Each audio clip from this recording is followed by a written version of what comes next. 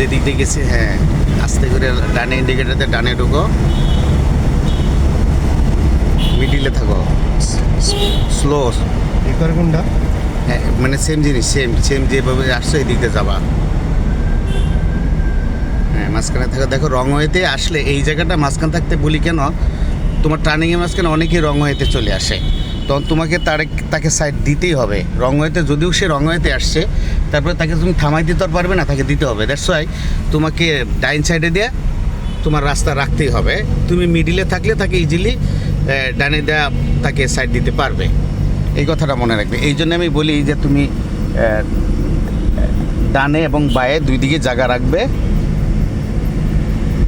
যাতে সে যদি রংওয়েতেও আসে যাইতে পারে। হ্যাঁ হ্যাঁ, এই জায়গাটা একটু ডেঞ্জার, তোমাকে খেয়াল রাখতে হবে। এটা যে কোনো মুহূর্তে যে পাবলিক যাচ্ছে এবং অটোগুলি তো কথা শুনে না, অটোগুলি দেখবে যে হঠাৎ করে সে সামনে চলে আসছে। Speed up, speed up.